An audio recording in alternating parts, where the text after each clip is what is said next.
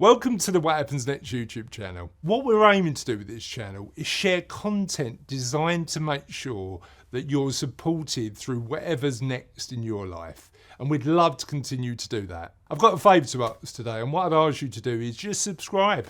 It costs you nothing, but it really helps us deliver really good quality content on a consistent basis. Thank you, and let's go on to the interview.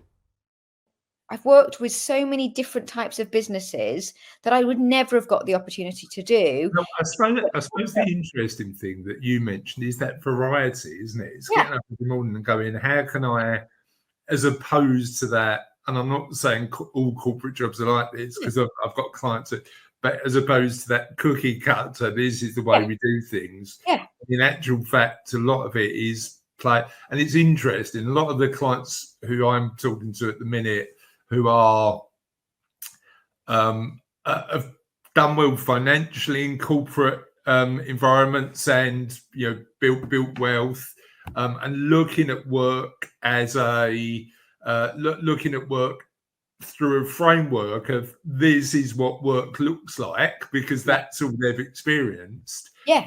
Part of my conversation with them is, it doesn't need to be that way, right?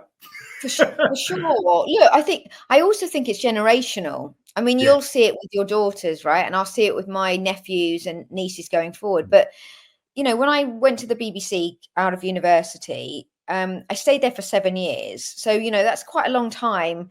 But I had probably 5 or 6 different jobs within that institution. 25,000 people, public service, really, appealed to me.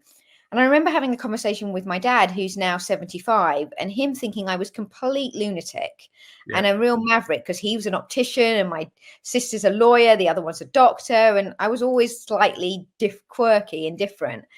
And him saying, why are you leaving? You could stay there and have an amazing career. And I said, because I want more, Dad. And I didn't know what more meant. Find that? Yeah. And I think that's been the journey. I've always done jobs that no one's done before. I've always tried to kind of create something that has longevity. For me, wanting to make a difference, a bit like you, drives me in a different way than I felt I could ever achieve within corporate. And I could earn a lot of money and I could do some cool things, but are people going to remember that? Yeah. No. Hopefully they'll remember this, right? Yeah. Well, I think it's really interesting. One of the habits that I've started doing recently is journaling in the morning. Right. And it's really working for me at the minute. But I sort of designed the questions that I ask myself in the morning. And the one that resonates with me most is, what positive impact are you having on other people's lives today? And it's really, could you, and today I'm hoping part of the positive impact is going to be people watching this interview and going, you know what, this makes me think a little bit differently about what I'm doing. So that positive impact drives me more than the money. I love that.